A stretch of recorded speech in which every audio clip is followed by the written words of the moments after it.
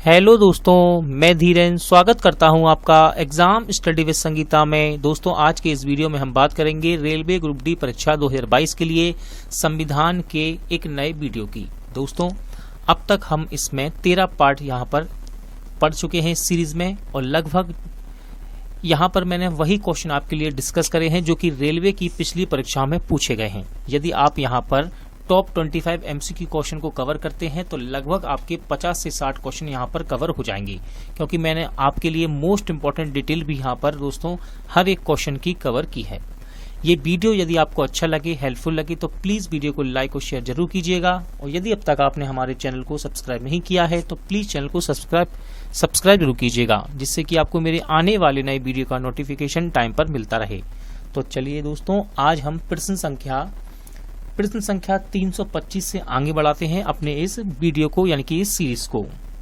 देखते हैं, आम आदमी पार्टी का गठन किस वर्ष किया गया था?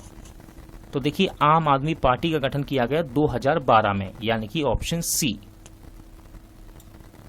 देखिए, आम आदमी पार्टी का गठन 26 नवंबर, ध्यान रखिएगा, 26 नवंबर 2012 को जंतर मंतर दिल्ली में किया गया। इंपॉर्टेंट है ये डेट, ठीक है ना। इसका मुख्यालय कौसाम्बी, जो कि गाजियाबाद में स्थित है, यहाँ है। इस पार्टी का चुनाव चिन्ह झाड़ू है। क्या है? झाड़ू। द्रविड़ मुन्नेत्र कड़गम की स्थापना किसने की थी? देखिए, अभी हमने इसको पढ़ा भी था, ठीक है ना, पूरा द्रविड़ मुन्नेत्र कड़गम। तो इसकी स्थापना की CN अन्नादुरई ने। किसने? CN अन्नादुरई ने। DMK से नाम से इसको जाना जाता है, यानी कि द्रविड़ मुन्नेत्र कड़गम। द्रविड़ मुन्नेत्र कड़गम भारत की एक प्रमुख राजनीतिक पार्टी है जो मुख्य रूप से तमिलनाडु तथा पुडुचेरी राज्य में सक्रिय है। इसका गठन जस्टिस पार्टी तथा द्रविड़ कड़गम से मतभेद के कारण हुआ था। इस पार्टी की स्थापना CN अन्नादुरई ने लोकतांत्रिक समाजवाद और धर्मनिरपेक्ष की विचारधारा से किया। इस पार्टी का चुनाव चिन्ह है उगता हुआ सूरज, याद रखिएगा, ठीक है। द्रविड़ मुन्नेत्र कड़गम क्या है चुनाव चिन्ह? उगता हुआ सूरज। आगे बढ़ते हैं। वर्तमान में इस पार्टी के अध्यक्ष MK स्टालिन है, ठीक है ना, इसको भी याद रखिएगा। यदि किसी राजनीतिक दल को एक या अधिक राज्यों में मान्यता प्राप्त हो तथा जो राजनीतिक पार्टी के रूप में हो तो उसे पूरे भारत में एक राष्ट्रीय पार्टी के रूप में माना जाएगा। सही आंसर है 4, ठीक है ना, 4 राज्यों से। देखिए, इसको पढ़ लीजिए, आपको अच्छे से क्लियर हो जाएगा। यदि किसी राजनीतिक दल को किन्हीं 4 या अधिक राज्यों में गत लोकसभा चुनाव या उन राज्यों की विधानसभा चुनाव में पड़े कुल वैध मतों में से कम 6% मत और साथ ही कम से कम 4 लोकसभा सीटें प्राप्त हों, या राजनीतिक दल को 4 राज्यों में राज्य स्तरीय दल के रूप में मान्यता मिली हो, तो उसे एक राष्ट्रीय पार्टी के रूप में चुनाव आयोग द्वारा मान्यता प्राप्त की जाती है। भारत में एक राज्य पार्टी के रूप में एक राजनीतिक दल की मान्यता के लिए एक सीमा होती है जो वैध मतों के कम से कम कितने प्रतिशत राज्य में विधानसभा के पिछले आम चुनाव में प्राप्त हो। तो इसका सही आंसर है ऑप्शन डी, यानी कि 6%, ठीक है ना, 6%। अभी हमने पढ़ा भी है, देखिए यहाँ ऊपर लिखा भी है 6%, कम से कम 6%। दोस्तों देखिए, हाँ, उसी के बारे में सुन लीजिए। संविधान संशोधन के अनुसार किसी राजनीतिक दल को राज्य स्तरीय या क्षेत्रीय दल की मान्यता प्राप्त करने के लिए यह आवश्यक है कि उसे उस राज्य विशेष में हुए गत विधानसभा चुनाव में न्यूनतम 6% वैध मत और राज्य की न्यूनतम 2 सीटें प्राप्त हों, या लोकसभा आम चुनाव में न्यूनतम 6% वैध मत एवं राज्य की न्यूनतम 1 लोकसभा सीट प्राप्त हो। अगला क्वेश्चन है, राजनीतिक नेता नवीन पटनायक निम्नलिखित में से किस राज्य से संबंधित हैं? तो ये है उड़ीसा से, ठीक है दोस्तों। नवीन पटनायक का संबंध किस राज्य से है? उड़ीसा से। और याद रखिएगा, ये वर्तमान में उड़ीसा के मुख्यमंत्री भी हैं। नवीन पटनायक भारत के प्रसिद्ध राजनीतिक एवं उड़ीसा के वर्तमान मुख्यमंत्री हैं। पटनायक बीजू जनता दल से संबंधित हैं। पटनायक लगातार 4थी बार मुख्यमंत्री बनने वाले उड़ीसा के पहले मुख्यमंत्री भी हैं। उड़ीसा के बीजू जनता दल के संस्थापक और दिग्गज नेता नवीन पटनायक पूर्व मुख्यमंत्री बीजू पटनायक के पुत्र हैं। 17वीं लोकसभा के साथ उड़ीसा विधानसभा के चुनाव में इनकी पार्टी ने शानदार जीत से ये उड़ीसा में लगातार 5वीं बार मुख्यमंत्री बने हैं। अगला क्वेश्चन है, राजनीतिक नेता नीतीश कुमार निम्नलिखित में से किस भारतीय राज्य से हैं? तो ये हैं बिहार से, ठीक है दोस्तों। नीतीश कुमार का संबंध किस राज्य से है? बिहार से। देखिए, नीतीश कुमार ये वर्तमान में बिहार के मुख्यमंत्री हैं। नीतीश कुमार का जन्म 1 मार्च 1951 को भारत के बिहार राज्य में हुआ। ये एक भारतीय राजनीतिज्ञ हैं, वर्तमान में बिहार के मुख्यमंत्री हैं और ये है जनता दल यूनाइटेड राजनीतिक दल के नेताओं में से प्रमुख हैं। आगे बढ़ते हैं। भारतीय राष्ट्रीय ध्वज में अशोक चक्र क्या दर्शाता है?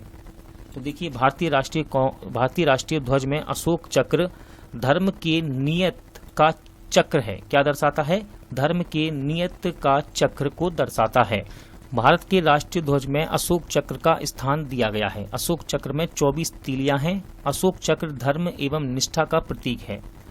अशोक चक्र भारत का शांति के समय का सबसे ऊंचा वीरता पदक भी है। यह पुरस्कार या सम्मान सैनिकों को शूरता या बलिदान के लिए दिया जाता है। यह राष्ट्रपति द्वारा प्रदान किया जाता है। अगला क्वेश्चन है, कमल किस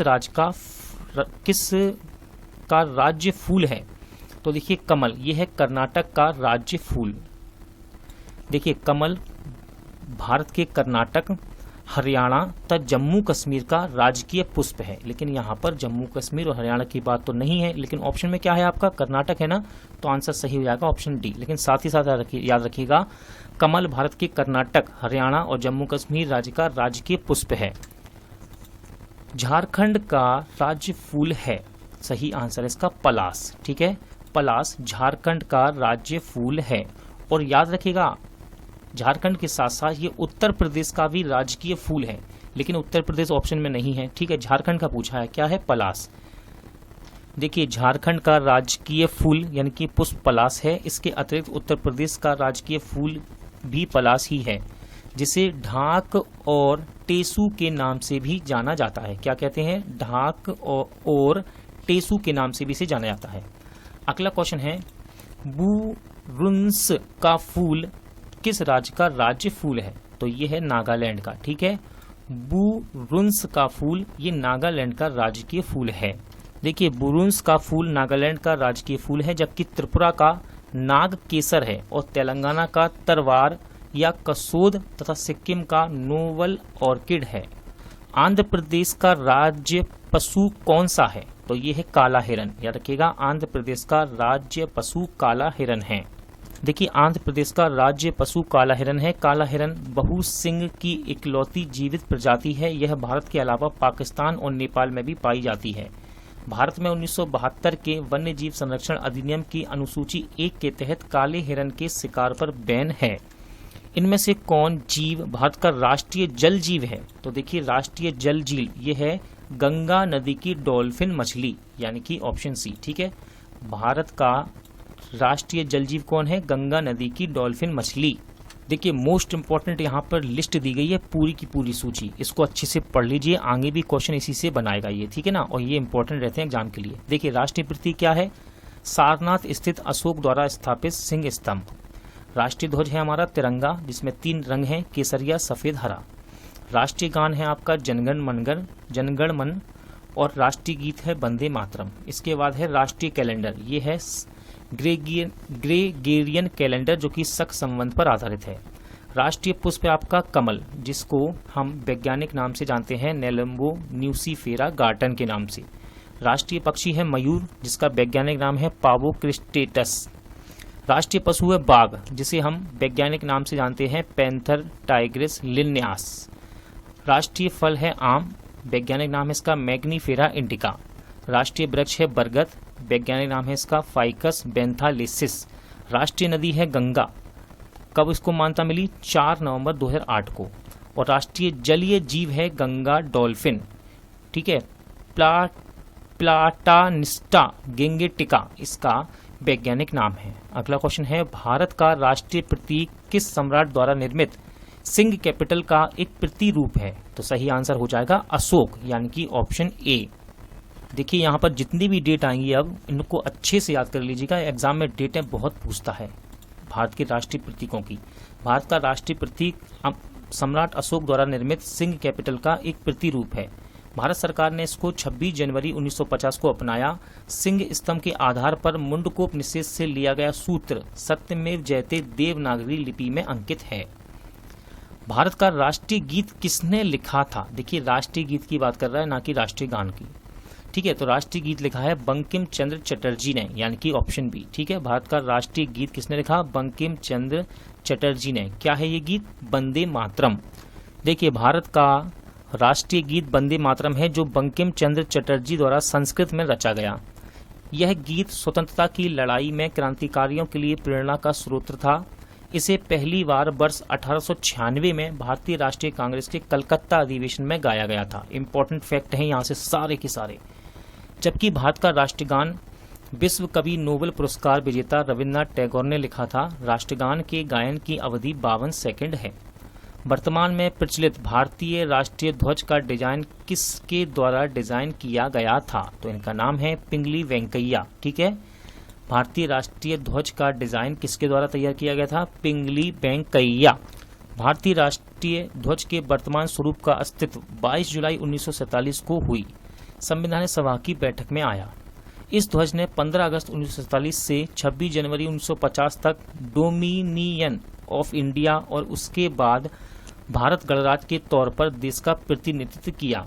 भारतीय राष्ट्रीय ध्वज को पिंगली वेंकैया ने डिजाइन किया, जिसमें केसरिया सफेद हरे रंग का समान पट्टियां हैं। इसकी लंबाई चौड़ाई का अनुपात याद रखिएगा, एग्जाम में पूछा जाता है। लंबाई चौड़ाई का अनुपात है 3:2 तथा बीच में 24 तीलियों का एक चक्र है।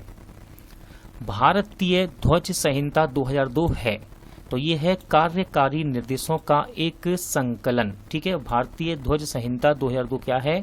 कार्यकारी निर्देशों का एक संकलन। भारतीय ध्वज संहिता भारतीय ध्वज को फहराने व प्रयोग में के बारे में दिए गए निर्देश हैं। इस संहिता का निर्माण 2002 में किया गया। सभी नियम, रिवाजों, औपचारिकताओं और निर्देशों को एक साथ लाने का प्रयास किया गया। ध्वज संहिता को 26 जनवरी 2002 को लागू किया गया था। अगला क्वेश्चन है, भारत का राष्ट्रीय खेल किसे माना जाता है? तो दोस्तों ये है आपका फील्ड हॉकी। ठीक है ना, फील्ड हॉकी को भारत का राष्ट्रीय खेल माना जाता है। संस्कृत शब्द सत्यमेव जयते लिया गया है, तो देखिए संस्कृत शब्द सत्यमेव जयते ये लिया गया है मुंडकोपनिषेध से, यानी कि ऑप्शन ए। सत्यमेव जयते संस्कृत शब्द है जो मुंडकोपनिषेध से लिया गया। यह भारत के राष्ट्रीय प्रतीक सारनाथ स्थित अशोक द्वारा निर्मित सिंह स्तंभ के आधार भाग से अनुकृत है, जिसे भारत सरकार द्वारा 26 जनवरी 1950 को अपनाया गया था। अगला क्वेश्चन है, भारत के राष्ट्रगान के रचयिता कौन है? तो देखिए भारत के राष्ट्रगान के रचयिता हैं रविंद्रनाथ टैगोर। ठीक है, ऑप्शन ए आपका राइट आंसर रहेगा। राष्ट्रगान के रचयिता कौन है? रविंद्रनाथ टैगोर। देखिए भारत के राष्ट्रगान के रचयिता रविंद्रनाथ टैगोर हैं। जनगण मन भारत का राष्ट्रगान है।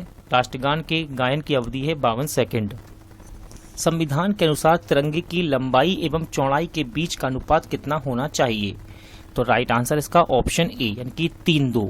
ठीक है, 3:2। तिरंगे की लंबाई और चौड़ाई के बीच अनुपात कितना होना चाहिए? 3:2। देखिए राष्ट्रीय ध्वज तिरंगे में समान अनुपात में 3 क्षैतिज पट्टियां हैं, जिसमें ऊपर गहरा केसरिया, बीच में सफेद और नीचे गहरा हरा रंग होता है। याद रखिएगा, नीचे गहरा हरा रंग और ऊपर क्या है? केसरिया, बीच में सफेद। ध्वज की पट्टी तथा चौड़ाई का अनुपात 3:2 है। सफेद पट्टी के बीच में नीले रंग का चक्र है, जिसमें 24 तीलियां हैं। इसी सारनाथ में अशोक द्वारा बनवाए गए स्तंभ पर बने चक्र से लिया गया। भारतीय संविधान ने, देखिए ये लाइन इंपॉर्टेंट है, भारतीय संविधान सभा ने राष्ट्रीय ध्वज का प्रारूप 22 जुलाई 1947 को अपनाया है। भारत का राष्ट्रीय आदर्श वाक्य क्या है? तो यह है सत्यमेव जयते। ठीक है, भारत का राष्ट्रीय आदर्श वाक्य क्या है? सत्यमेव जयते। भारत का राष्ट्रीय आदर्श वाक्य सत्यमेव जयते है, जो मुंडकोपनिषेध से लिया गया। वंदे मातरम बंकिम चंद्र चटर्जी के सन्यासी विद्रोह पर आधारित उपन्यास आनंद मठ से लिया गया है, जबकि जय जवान जय किसान का नारा लाल बहादुर शास्त्री ने दिया और जय हिंद का नारा नेताजी सुभाष चंद्र बोस ने दिया है। निम्न में से कौन सा आंध्र प्रदेश का राज्य पशु है? तो ये है कृष्णा मृग। ठीक है, आंध्र प्रदेश का राज्य पशु क्या है? कृष्णा मृग। आंध्र प्रदेश ने वर्ष 2018 में नए राज्य प्रतीक की घोषणा की, जिसमें राजकीय पशु के रूप में ब्लैक बग यानी कि कृष्ण मृग, राजकीय पक्षी के रूप में गुलाबी रिंग वाले पैराकिट अथवा रामाचिसूका और राजकीय वृक्ष के रूप में नीम अथवा बेपाचेटू तथा राजकीय फूल के रूप में जैस्मीन को घोषित किया है। धार आयोग और जेबीपी समिति का गठन का उद्देश्य क्या था? तो देखिए, इसका उद्देश्य है भाषाई आधार पर आधारित राज्यों के पुनर्गठन की व्यवस्था देखना। देखिए, धर आयोग और जेबीपी समिति के गठन का उद्देश्य भाषा के आधार पर राज्यों के पुनर्गठन की व्यवहार्यता को देखना। 1948 में गठित जेबीपी यानी कि पंडित नेहरू, सरदार पटेल और पट्टाभी सीतामरवैया कमेटी ने अप्रैल 1949 में प्रस्तुत अपनी संस्तुतियों में भाषाई आधार पर राज्यों के पुनर्गठन का पक्ष नहीं लिया था। बाद में रामलुलू के 56 दिन के आमरण अनशन के बाद उनकी मृत्यु के बाद 1 अक्टूबर 1953 को भाषा के आधार पर पहले राज्य आंध्र प्रदेश की स्थापना हुई। फजल अली आयोग ने भाषा के आधार पर अपनी रिपोर्ट सौंपी थी। देखिए, इंपॉर्टेंट क्वेश्चन है, भारतीय महिला आयोग का प्रथम पुरुष सदस्य कौन बना? तो ये बने थे आपके आलोक रावत। भारतीय महिला आयोग का प्रथम पुरुष सदस्य कौन बना था? आलोक रावत। पूर्व जल संसाधन सचिव और 1977 बैच के सिक्किम कैडर के IAS अधिकारी आलोक रावत को राष्ट्रीय महिला आयोग के पहले पुरुष सदस्य के रूप में नियुक्त किया गया था। राष्ट्रीय महिला आयोग अधिनियम 1990 के प्रावधानों के तहत जनवरी 1992 में स्थापित किया गया था। यह भारत सरकार की एक स्वायत्तशासी और वैधानिक निकाय है। 1953 में पहला पिछड़ा वर्ग आयोग किसकी अध्यक्षता में नियुक्त किया गया था? तो सही आंसर है काका कालेलकर। ठीक है, काका कालेलकर की अध्यक्षता में 1953 में पहला पिछड़ा वर्ग आयोग नियुक्त किया गया था। देखिए, अब तक 2 पिछड़ा वर्ग आयोग का गठन किया जा चुका है। 1953 में पहला पिछड़ा वर्ग आयोग काका साहब कालेलकर की अध्यक्षता में गठित किया गया और द्वितीय पिछड़ा वर्ग आयोग 20 सितंबर 1978 को बिंदेश्वरी प्रसाद मंडल की अध्यक्षता में नियुक्त किया गया। याद रखिएगा, पिछड़ा वर्ग आयोग का गठन राष्ट्रपति द्वारा। दोस्तों, आज का वीडियो यहीं एंड होता है। उम्मीद करता हूं आपको सभी क्वेश्चन अच्छे लगे होंगे, समझ आए होंगे। पूरा वीडियो देखने के लिए धन्यवाद। जल्द मिलते हैं नेक्स्ट पार्ट के साथ।